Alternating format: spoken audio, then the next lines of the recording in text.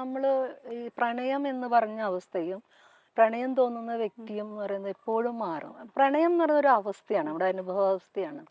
പക്ഷേ ഈ പ്രണയിച്ച് ജീവിക്കുക എന്ന് പറയുന്നത് എല്ലാവർക്കും എപ്പോഴും പോസിബിൾ അല്ല. അത് സാധ്യമാക്കുന്ന ഘടകങ്ങൾ പലതുമാണ്. നമ്മൾ തമ്മിലുള്ള കമ്മിറ്റ്മെൻറ്റ്, റെസ്പോൺസിബിലിറ്റി, നമ്മളുടെ ജീവിതത്തിനോടുള്ള വീക്ഷണങ്ങൾ, മക്കള്, ഇങ്ങനെയൊക്കെയാണ്. അപ്പം ഇത് അങ്ങനെ സ്റ്റിക്ക് ഓൺ ചെയ്ത് പോകാൻ നമ്മളെ നിർബന്ധിതരാക്കുന്ന കുറേ എലമെൻറ്റ്സ് ഉണ്ട്. പക്ഷെ അതേസമയം ഈ മനുഷ്യർക്ക് പ്രണയം നഷ്ടപ്പെടും, അല്ലെങ്കിൽ നമ്മളോടുള്ള സെക്ഷൽ ഡിസയേഴ്സ് ഒക്കെ നഷ്ടപ്പെടും ആ രണ്ട് മനുഷ്യർക്കുള്ളിൽ. പക്ഷെ അതിനെ നമ്മൾ പരിഗണിക്കണമല്ലോ. അപ്പോൾ ആ ഒരു പ്രോസസ്സിനകത്ത് എനിക്ക് തോന്നുന്നത് കുറേ കൊടുക്കൽ വാങ്ങലുകൾ പതുക്കെ പതുക്കെ പതുക്കെ അറ്റു പോകുന്നുണ്ടാവും. അപ്പം അതിൻ്റെ ഒരു ഭംഗിയെ കെടുത്തുന്ന വിധത്തിൽ നമ്മുടെ പ്രണയവും ഇൻറ്റിമസികളും ഒക്കെ നഷ്ടപ്പെടും. ഈ ഒരു പോയിന്റിൽ എല്ലാ മനുഷ്യർക്കും വീണ്ടും ഒരു പ്രണയം വേണമെന്നും ഇങ്ങനെ ജീവിച്ചാൽ പോരാ എന്നൊക്കെ ഒരു ആഗ്രഹം ഉണ്ടാവും. അപ്പോൾ നിർഭാഗ്യവശാൽ ഞങ്ങളുടെ ഒരു ദീർഘകാലത്തെ ദാമ്പത്യത്തിൽ അത്തരം പ്രശ്നങ്ങളൊക്കെ ഉണ്ടായി. അങ്ങനെ ഒരു dryness, emotional give and takes ഇല്ലായ്മ വന്നു. അപ്പോൾ നമ്മളെ ഉള്ളിൽ പക്ഷേ ചില കമ്മ്യൂണിക്കേഷൻസ് ഉണ്ടായിരുന്നു തുടക്കത്തിൽ. നമ്മളെങ്ങനെയാണ് ബന്ധങ്ങളെ സമീപിക്കേണ്ടത്. അപ്പം അന്നൊന്നും എനിക്കത് അക്സെപ്റ്റബിൾ ഒന്നും ആയിരുന്നില്ല. ഈ ഓപ്പൺ റിലേഷൻഷിപ്പ് എന്നൊക്കെ പറഞ്ഞാൽ എനിക്കത് അറിയുന്നില്ല എന്താണെന്ന്. പക്ഷെ പുള്ളി അതൊക്കെ കുറിച്ച് പറയുമ്പോൾ ഞാൻ അന്നും പറയുന്നൊരു കാര്യം, നോക്കൂ, ആരെങ്കിലും നമ്മുടെ ഉള്ളൊരു തേർഡ് പേഴ്സൺ വരികയാണെങ്കിൽ അതൊന്നും ഇത് അറിയിക്കാതെ നോക്കണം. ഇൻകേസ് അറിയുകയാണെങ്കിൽ നമ്മൾ പാർട്ട് ചെയ്യേണ്ടി വരും. ഇത് വളരെ അതൊക്കെ തുടക്കത്തിലല്ല, മേ ബി ഒരു 3-4 കൊല്ലത്തിനകത്തൊക്കെ. കാരണം ഞങ്ങൾ അന്ന് ജീവിക്കുമ്പോഴും നമ്മൾ വളരെ ഫ്രണ്ട്ലി ആയിട്ട്. വലുൻ്റെ ഏറ്റവും വലിയൊരു ഗുണം എന്ന് പറഞ്ഞാൽ ഒട്ടും ഒരു പൊസസീവ് ആയിട്ടുള്ള, അല്ലെങ്കിൽ നമ്മളുടെ എല്ലാതരം ഇടപെടൽ, അതായത് നമ്മൾ ഇങ്ങനെ ഏത് സമയവും ഇങ്ങനെ ചുഴിഞ്ഞു നോക്കുന്ന ഒരാളല്ല. ആൾക്ക് തന്നെ സ്വയം വ്യക്തിപരമായ ഒരുപാട് ഫ്രീഡം ആവശ്യമുള്ള ഒരാളാണ്. ആള് ബൗണ്ടറീസ് വളരെ കൃത്യമാണ്.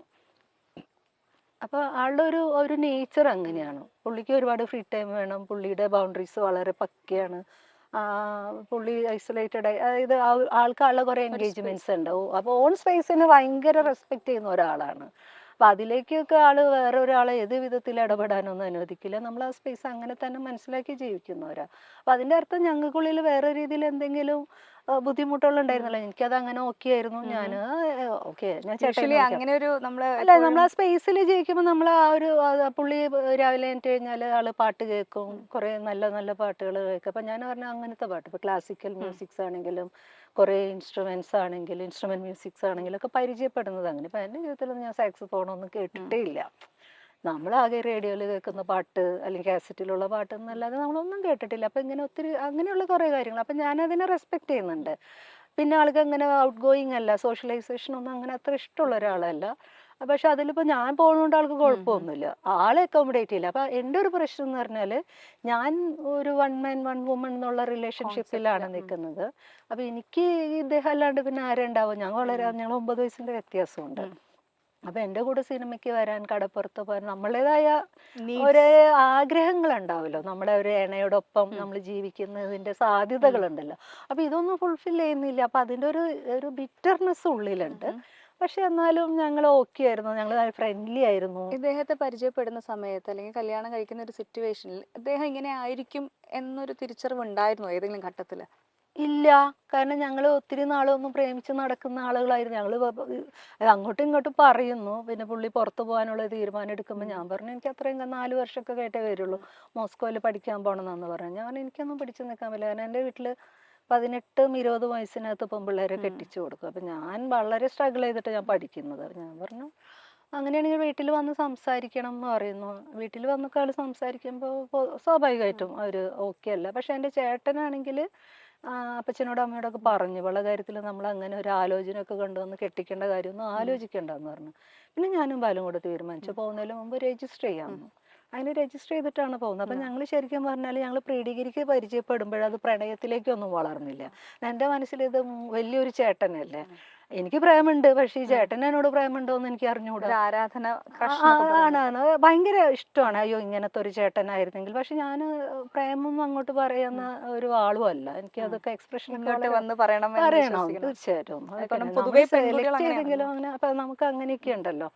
അപ്പോൾ അതുകൊണ്ട് പിന്നെ ഡിഗ്രി സെക്കൻഡ് ഇയർ പഠിക്കുമ്പോഴാണ് പിന്നീട് കാണുന്നത്. അപ്പം അന്നേരം നമ്മൾ സംസാരിക്കുന്നു, ബാലുവിൻ്റെയും കുറേ തോട്ട് പ്രോസസ്സൊക്കെ മാറിയിട്ടുണ്ടായിരുന്നു. അപ്പോൾ ബാലു അന്നിങ്ങനെ പറഞ്ഞപ്പോൾ ഒരു വിത്തിൻ 3-4 മന്ത്സിൽ ഞങ്ങൾ രജിസ്റ്റർ മാരേജ് കഴിഞ്ഞു. അപ്പോൾ ഞങ്ങൾ അത്രയും അടുത്തൊന്നുമല്ലല്ലോ, ഞങ്ങളെ സംബന്ധിച്ച് ആ കാലത്തൊക്കെ 10 മിനിറ്റ് 5 മിനിറ്റ് ഒക്കെ ബസ് സ്റ്റാൻഡിൽ നിൽക്കുമ്പോൾ ഉള്ളൊരു കമ്മ്യൂണിക്കേഷൻ ആണ്. വളരെ പെരിഫറലാണ്. പിന്നെ ആകെയുള്ളൊരു സന്തോഷം എന്ന് പറയുന്നത് നമ്മൾ ഈ ലോകത്തിനോട് ചോദിക്കാൻ ആഗ്രഹിക്കുന്ന കാര്യങ്ങൾ, നമ്മുടെ കോൺഫ്ലിക്ട്സിനൊക്കെ ക്ലാരിറ്റി ഉള്ള ഒരു കാര്യമാണ് പുള്ളി പറയുന്നത്. അപ്പം നമ്മൾ വിചാരിക്കുന്ന അങ്ങനത്തെ ഒരു പാർട്ട്ണറല്ലേ വേണ്ടത്. പിന്നെ നമ്മൾ വിപ്ലവകാരിയാണല്ലോ ബേസിക്കലി. അപ്പോൾ വിപ്ലവമില്ലാത്ത ആളൊപ്പം ജീവിക്കലൊക്കെ അത്ര എളുപ്പമല്ല എന്നുള്ളതാണ്. പക്ഷെ പിന്നീട് മനസ്സിലാവുന്നത് അതൊന്നും അല്ല. കാരണം എന്ന് വെച്ചാൽ ഈ പ്രാക്ടീസ്, നമ്മൾ പറയുന്ന രാഷ്ട്രീയത്തിനെ ഇന്റേണലൈസ് ചെയ്യുക, അതിനെ പ്രാക്ടീസ് ചെയ്യുക എന്നുള്ളതാണ് ഏറ്റവും വലിയ ടാസ്ക്. നമുക്ക് വർത്താനം എത്ര വേണമെങ്കിലും പറയാം, ഇത് കോട്ട് വേണമെങ്കിൽ എടുത്ത് എല്ലാ ലൈബ്രറിയിലും ബുക്ക് വായിച്ച് അതൊക്കെ പറയാം. പക്ഷെ ഇതിലൊന്നും അല്ല കാര്യം. നമ്മൾ എങ്ങനെയാണ് നമ്മൾ ജീവിക്കാൻ പോകുന്നത് എന്നുള്ളതില്ല കാര്യം. പക്ഷെ അപ്പൊ അതൊക്കെ കുറെ കഴിഞ്ഞപ്പോൾ ഇവൻച്വലി അതിന്റെ ഒരു ചാമൊക്കെ തീർന്നു പോയി. പിന്നെ പുള്ളിക്ക് ഒരു പ്രണയം ഉണ്ടാകുമ്പോൾ പക്ഷെ അതൊരു ഈ വളരെ കൂളായിട്ട് അദ്ദേഹത്തിന് ഒരു പ്രണയം ഉണ്ടായി, അതായത് വിത്തിൻ ദ മാരേജ് ആ ഒരു. പക്ഷെ ഞാൻ പറയട്ടെ, ഇതൊക്കെ കഴിഞ്ഞ് ഞാൻ ഗൾഫിൽ നിന്ന് പോകുന്നത്, പക്ഷെ ഞങ്ങൾ 2 പേർക്കുള്ളിലുള്ള ഒരു വലിയ ഗുണം എന്ന് പറഞ്ഞാൽ ബാലു ആണെങ്കിലും ഞാനാണെങ്കിലും ഞങ്ങൾ ഒന്നിച്ച് നിന്ന സ്പേസിൽ നമ്മൾ ലോയലായിരുന്നു. ഞങ്ങൾ അങ്ങോട്ടും ഇങ്ങോട്ടും വേറെ രീതിയിൽ നമുക്കിപ്പോൾ എത്ര മടുപ്പ് തോന്നിയാലും എത്ര തരത്തിലുള്ള ഈർഷ്യകൾ തോന്നിയാലും ഞങ്ങൾ ഒന്നിച്ചുള്ള സ്പേസിൽ ഞങ്ങൾ അങ്ങോട്ടും ഇങ്ങോട്ടും. പക്ഷെ ഞങ്ങൾ രണ്ട് സ്പേസിലേക്ക് വരുന്ന സമയത്താണ് പ്രണയങ്ങളൊക്കെ ഉണ്ടാവുന്നത്. ലൈക്ക് ഓപ്പൺ റിലേഷൻഷിപ്പ് എന്ന് പറയുന്ന കോൺസെപ്റ്റ് ഇന്നും അക്സെപ്റ്റബിൾ അല്ല നമ്മുടെ സൊസൈറ്റിയിൽ. വളരെ ചെറിയൊരു ശതമാനം മാത്രമേ അത് വിശ്വസിക്കുകയും ഫോളോ ചെയ്യുന്നുള്ളൂ. ബാക്കിയുള്ളവർ മൊത്തത്തിൽ അത് സമൂഹത്തിലുള്ളവരെ എതിർക്കുന്ന ഒരു കോൺസെപ്റ്റാണ്. അത് നമ്മുടെ ലൈഫിൽ വരുന്ന സമയത്ത് നമ്മൾ വേണമെന്ന് വെച്ചിട്ടായിരിക്കില്ല, പക്ഷെ നമ്മൾ ആ ഒരു സിറ്റുവേഷനിലേക്ക് എത്തുമ്പോൾ നമ്മൾ കുറച്ചും കൂടെ നമ്മൾ ഓപ്ഷൻസ് വരുമ്പോഴായിരിക്കും നമ്മൾ അതിലേക്ക് എത്തുന്നത്, അല്ലെങ്കിൽ അതിനെപ്പറ്റി ചിന്തിക്കുന്നത്. ആ ഒരു റിലേഷൻഷിപ്പിനെ പറ്റിയിട്ട് പൊതുവെ അങ്ങനെ എന്തെങ്കിലും ഉണ്ടായാൽ തന്നെ, നമ്മൾ ഒരു മാരേജിൽ നിൽക്കുന്ന സമയത്ത് തന്നെ ആ ഒരു റിലേഷൻഷിപ്പ് ഉണ്ടായാൽ അംഗീകരിക്കാറില്ല, നമ്മൾ പുറത്ത് പറയാറില്ല. നമ്മൾ അത് ഏറ്റു പറയുക എന്ന് പറയുന്നൊരു സംഭവമുണ്ട്. പക്ഷെ ചേച്ചി അതിനെ പറ്റി വളരെ ഓപ്പൺ ആയിട്ടൊരു പറയണല്ലോ. കാരണം വെച്ചാല് എനിക്ക് അങ്ങനെ ബാലുവിനെ പ്രതിസ്ഥാനത്ത് നിർത്താൻ ഇഷ്ടമല്ല. എനിക്കും ബാലുവിനുള്ളിലുള്ള ഒരുപാട് ആൺ പെൺ എന്നുള്ളതിന്റെ പവർ റിലേഷൻഷിപ്പിന്റെ പ്രശ്നങ്ങളൊക്കെ ഞങ്ങൾ അനുഭവിച്ചിട്ടുണ്ട്. അത് പവർ പൊസിഷൻ, ആണായിരിക്കുന്നതിന്റെ പവർ പൊസിഷൻ തന്നെയാണ്. സോഷ്യൽ ക്യാപിറ്റൽ കൂടുതലുള്ള മനുഷ്യന്മാർ അതില്ലാത്ത മനുഷ്യരോട് കാണിക്കുന്ന ചില ധാർഷ്ട്യങ്ങളൊക്കെയാണ്. അതൊക്കെ ഉണ്ടായിട്ടുണ്ടാവാം. പക്ഷെ എന്ന് കരുതിയിട്ട് അയാളെ ഒരു ആക്ട് വെച്ചിട്ട് അയാളെ പ്രതിസ്ഥാനത്ത് നിർത്താന്ന് പറഞ്ഞാൽ നമ്മളോട് തന്നെ ചെയ്യുന്ന ഒരു വഞ്ചനയുണ്ട്. അതായത് മനുഷ്യനോട് ചെയ്യുന്ന വഞ്ചന, പെണ്ണിനോട് എന്നുള്ളതല്ല. കാരണം നമുക്ക് ഈ പ്രണയം വേണ്ടേ, രതി വേണ്ടേ, നമുക്ക് മനുഷ്യർക്ക് എങ്ങനെയാണ് അങ്ങനെയൊക്കെ ജീവിക്കാൻ പറ്റുക? അപ്പോൾ അത് 2 പേരുള്ളിൽ പോയി എന്ന് കഴിഞ്ഞാൽ ഒരു സാധ്യത അവര് നോക്കിയത് ഒരിക്കലും ഒരു തെറ്റല്ല. മാത്രമല്ല അതിനകത്ത് നമ്മളെ കൺസേൺസ് എന്ന് പറഞ്ഞാൽ മക്കളുണ്ട് എന്നുള്ളതാണ്. പക്ഷെ ഈ മക്കളെന്ന് പറഞ്ഞാൽ അപ്പൊ 18-20 വയസ്സായ മക്കളാ. അപ്പൊ നമുക്ക് വേദനയൊക്കെ ഉണ്ട് ഇത് അറിയുമ്പോൾ. കാരണം നമ്മളുടെ ഉള്ളിൽ പ്രണയം ഉണ്ടാകുമ്പോഴും നമ്മളെ സംബന്ധിച്ച് നമ്മളെ പ്ലാറ്റ്ഫോം എന്ന് പറയുന്നത് ഈ കുടുംബമാണ്. ഈ കുടുംബത്തിന് നമുക്ക് നമ്മളെ ഈ സൊസൈറ്റിയിൽ ഇപ്പൊ ഒന്ന് തള്ളി പറയാൻ പറ്റില്ല. കുടുംബമാണ് എല്ലാ പ്രശ്നത്തിനും കാരണം, സ്വകാര്യ സ്വത്തിന് കാരണം, സ്ത്രീകളുടെ അടിമത്തത്തിന് കാരണം എന്നെല്ലാം തിയറിറ്റിക്കലി അത് ശരിയാണ്, അതിലൊരു തർക്കമില്ല. അങ്ങനെ ഇരിക്കുമ്പോഴും നമുക്ക് വേറെ ഫോർമാറ്റൊന്നും ഇല്ല ഇപ്പൊ നിലവിൽ. അപ്പൊ ഈ ഉള്ള കുടുംബത്തിനെ നമുക്ക് കുറച്ചും കൂടി നവീകരിച്ചുകൊണ്ടും കുറേയും കൂടി മനുഷ്യത്വപരമായ സ്പേസുകൾ കൊടുത്തുകൊണ്ടും ഒക്കെ ജീവിക്കുക എന്നുള്ളത്. പക്ഷെ അതിനകത്ത് പല ഓപ്ഷൻസ് ഉണ്ടാവും. Live in relation, open relationship, multiple relation, that's there options. അത് അവർക്കുള്ളിൽ ഓക്കെ ആവുന്നിടത്തോളം നമുക്ക് പ്രശ്നമാവണ്ട എന്നുള്ള നിലപാടുകാരിയാണ് ഞാൻ. പക്ഷെ കെയോസ് ഉണ്ട്. കാരണം അങ്ങനത്തെ അല്ലാത്തൊരു സമൂഹത്തില് കുട്ടികൾ എന്ന് പറഞ്ഞ ആളുകളെ അത് ഭീകരമായിട്ട് ബാധിക്കും. അപ്പൊ അതുകൊണ്ടൊന്നും അത് അത്ര ലാഘവത്തിലൊന്നും പറഞ്ഞു പോകേണ്ട കാര്യമായിട്ട് പോലും ഞാൻ കാണുന്നില്ല. അപ്പോൾ എൻ്റെ ഒരു കാര്യത്തിൽ എന്ന് പറഞ്ഞാൽ എനിക്കും ഇതുമാതിരി ഞാൻ എൻ്റെ സാമൂഹ്യ ഇടപെടലിനകത്ത് ഒരു വ്യക്തിയോട് തോന്നുന്ന അട്രാക്ഷനും സ്നേഹവും ഒക്കെ ഉണ്ട്. അത് ഞാൻ ബാലുവിനോടും പറയുന്നുണ്ട്. അടുത്ത കാലത്താണ് സിനിമാ രംഗത്ത് നടി ജോളി ചിറയത്ത് ശ്രദ്ധിക്കപ്പെടുന്നത്. വ്യക്തി ജീവിതത്തിലെ കാഴ്ചപ്പാടുകളിൽ ജോളി പലപ്പോഴും വ്യത്യസ്തയാണ്. നിന്ന് കത്തുന്ന കടൽ എന്ന ജോളി ചിറയത്തിന്റെ ആത്മകഥയ്ക്ക് വലിയ സ്വീകാര്യതയാണ് ലഭിച്ചത്. ഭർത്താവ് മറ്റൊരു ബന്ധത്തിലേക്ക് കടന്നതിനെക്കുറിച്ചും അദ്ദേഹവുമായി പിരിയേണ്ടി വന്നതിനെക്കുറിച്ചും ജോളി തുറന്നെഴുതുകയായിരുന്നു. ഭർത്താവ് മറ്റൊരാളുമായി അടുത്ത ശേഷം അതിനകത്ത് ഞാൻ പ്രശ്നമുണ്ടാക്കിയിട്ട് എന്ത് ലഭിക്കാനാണ് എന്നാണ് ജോളി ചിറയത്ത് ചോദിക്കുന്നത്. സ്നേഹിക്കുക എന്നത് മനുഷ്യരുടെ അവകാശം തന്നെയാണ്. ഒരാൾക്ക് ഒരാൾക്ക് എല്ലാ നിലയ്ക്കും ഒരാളിൽ നിന്നും എല്ലാ കാര്യങ്ങളും നേടാൻ കഴിയണമെന്നില്ല. സോഷ്യൽ മൊറാലിറ്റിയിൽ നോക്കുമ്പോൾ അഭിഹിതമാണത്. പക്ഷേ കുറച്ചുകൂടി സത്യസന്ധരാകണം. പുള്ളിക്ക് നമുക്കൊപ്പമുള്ള ജീവിതം പറ്റില്ലെന്ന് പറയുന്നു.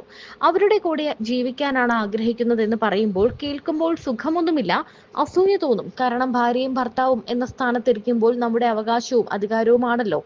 എനിക്ക് അവകാശപ്പെട്ട് ഒന്ന് പോകുന്നു എന്നത് പ്രശ്നം തന്നെയാണ്. പക്ഷേ മനുഷ്യരെ നമ്മൾ അങ്ങനെ അവകാശബോധത്തിൽ അല്ല പിടിച്ചു നിർത്തേണ്ടത് എന്ന് തിരിച്ചറിവുള്ളതിനാൽ അതിനെ അഡ്രസ് ചെയ്യാൻ തീരുമാനിച്ചു എന്നും ജോളി ചെറിയത്ത് പറയുന്നു. ഭർത്താവിന്റെ പങ്കാളിയെ മുൻപ് കണ്ടിട്ടുണ്ട്. സംസാരിക്കാൻ ശ്രമിക്കുമ്പോൾ അവരാണ് താല്പര്യമില്ലാതെ വിട്ടുപോകുന്നത്. 2.5 വർഷം കഴിഞ്ഞ് അവരുടെ സ്പേസിൽ പോയി അവരെ കണ്ട് സൗഹൃദ സംഭാഷണത്തിൽ ഏർപ്പെട്ടു. ചായയൊക്കെ കുടിച്ച് വളരെ നോർമലായി പിരിഞ്ഞു. അതോടെ മനസ്സിലെ ഭാരം കുറഞ്ഞു. എനിക്ക് വേറൊരു സ്നേഹത്തിനും ജീവിതത്തിനുമുള്ള സ്പേസ് കൊടുക്കാൻ പറ്റും. അതുകൊണ്ട് കൂടിയാണ് നേരിൽ സംസാരിച്ചതെന്നും ജോളി ചെറിയത്ത് പറയുന്നു. ഭർത്താവുമായി പിരിഞ്ഞപ്പോൾ അദ്ദേഹത്തെ അവസാനമായി കെട്ടിപ്പിടിച്ചതിനെ കുറിച്ചും ജോളി ചെറിയത്ത് സംസാരിച്ചു. ഞാൻ കമ്പാനിയൻഷിപ്പ് ആഗ്രഹിക്കുന്ന ആളാണ്. ഏറ്റവും കൂടുതൽ എനിക്ക് അങ്ങോട്ട് പ്രണയം തോന്നിയ ആളാണ് അദ്ദേഹം. അത് എക്സ്പ്രസ് ചെയ്യാതെ 3 വർഷത്തിന് ശേഷം അദ്ദേഹം എക്സ്പ്രസ് ചെയ്യപ്പോൾ ആ പ്രണയത്തെ ഏറ്റെടുത്ത ആളാണ് ഞാൻ. എന്റെ ജീവിതത്തിൽ ഞാൻ കാണുകയും തൊടുകയും ചെയ്ത ആദ്യത്തെ പുരുഷനാണ്. അതിനപ്പുറം എന്റെ മക്കളുടെ അച്ഛനാണ്. അയാൾക്ക് മറ്റൊരു ജീവിത പങ്കാളി വന്നതുകൊണ്ട് അതൊന്നും റദ്ദ് ചെയ്യേണ്ട കാര്യങ്ങളല്ല. ഇനി ഒരിക്കലും കാണില്ലായിരിക്കും എന്ന് തോന്നിയതിനാലാണ് പിരിയുമ്പോൾ കെട്ടിപ്പിടിച്ചതും കവളത്തുമ്മ വെച്ചതെന്നും ജോളി ചെറിയത്ത് പറയുന്നു. മലയാള സിനിമാ രംഗത്തെ ഇപ്പോഴത്തെ വിവാദങ്ങളെക്കുറിച്ചും ജോളി ചെറിയത്ത് പറയുന്നുണ്ട്. ഇങ്ങനെ ഒരു മനസ്സുള്ള ഒരു സ്ത്രീ ആയതിൽ ജോളി ചെറിയത്ത് അഭിമാനിക്കുന്നു എന്നാണ് എല്ലാവരും പറയുന്നത്. വളരെ ബോധത്തോടെ അല്ലെങ്കിൽ വളരെ പക്വതയോടുകൂടിയാണ് ജോളി ചെറിയത്ത് തന്റെ ഭർത്താവിനെ കുറിച്ചും ഭർത്താവിന്റെ മറ്റൊരു പ്രണയത്തെ കുറിച്ചും ഒക്കെ പറയുന്നത്. എത്ര പേർക്ക് അത് ഈ രീതിയിൽ ഉൾക്കൊള്ളാൻ സാധിക്കും എന്ന് പോലും നമുക്ക് അറിയില്ല.